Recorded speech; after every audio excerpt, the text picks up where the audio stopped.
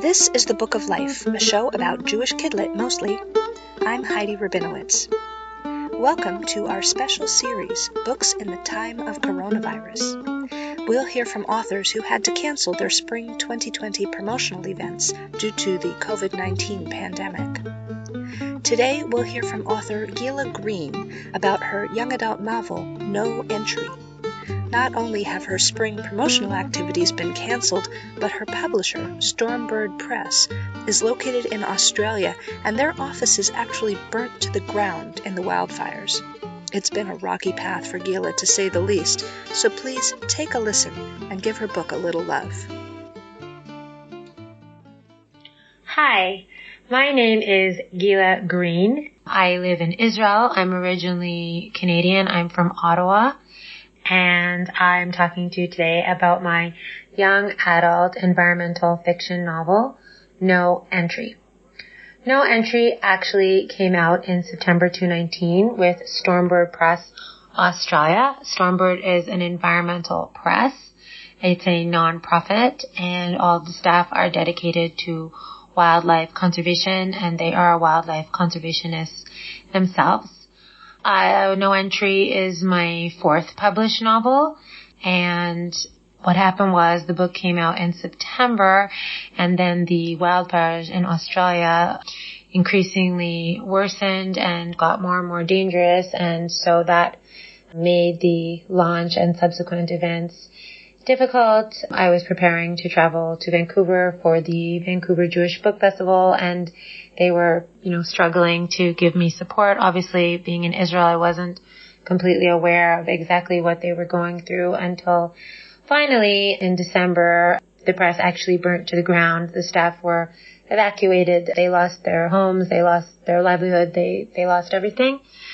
So obviously, there wasn't anything more to be done. I did end up going to the book festival in February, but obviously there was no more support from the press. Obviously, they did what they could. There was very little communication, even internet connection. And so I was looking forward to a type of relaunch at the end of March, beginning of April, and now there's coronavirus. So a couple of things that were canceled. I was going to do a co-event with Ondine Sherman, who is another wonderful young adult author writing in the space of eco-fiction.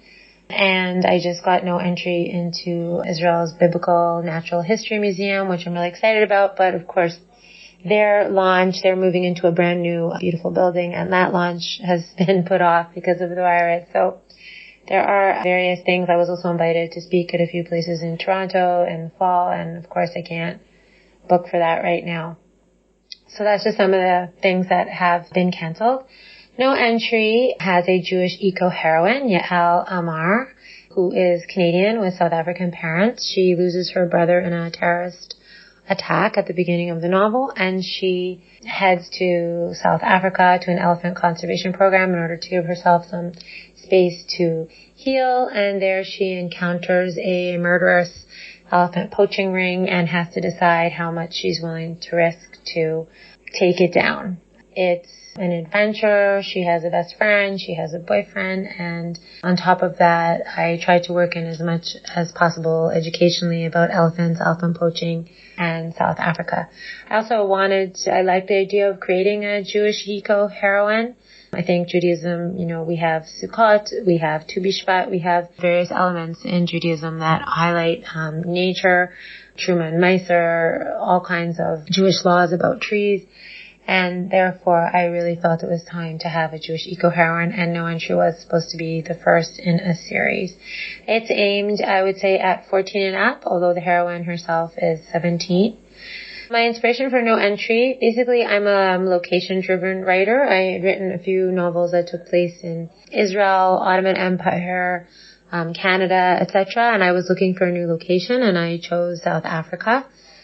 As a Canadian, I didn't want to write about South Africa's very important apartheid history, but was rather drawn to the wildlife aspect of South Africa, and I've just always been drawn to elephants in particular. And when I started researching, I was really shocked to find out how strong the ivory trade still was and how close to extinction elephants actually are. It's quite possible that our grandchildren will only see elephants in zoos, and I wanted to do my part to raise awareness about that. And if I would have been able to do a tour in the fall, I definitely would have created more educational materials for teenagers about elephants and elephant extinction. And Stormbird would have been a great resource for that. I really think that no entry lends itself to a Tikkun Olam action. You really don't have to spend any money to try to make some noise about the dangers of elephant extinction. Wherever you live, you can pressure your government to ban the ivory trade. That is a very big deal. If governments would enforce and ban ivory, that would make a really big difference. You can support local wildlife organizations even by volunteering if you don't have money to donate, and you can refuse to participate in the exploitation of elephants for human entertainment, such as in circuses, elephant riding, etc. Thanks so much for listening. This is Gila Green once again, and my novel is titled No Entry. It's available on Kindle, and there are still some physical copies available for order. Thank you.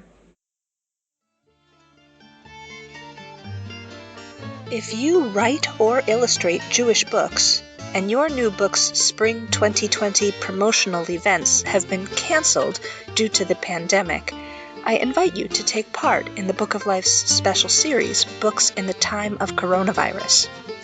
Visit tinyurl.com/bookscovid for instructions or get in touch with me at 561-206-2473 or bookoflifepodcast@gmail.com. Listeners, you know the drill. Check out bookoflifepodcast.com for links to every way to reach me, every way to support the show, every way to get more information, and to hear every Book of Life episode since 2005, since you've probably got extra time on your hands right now.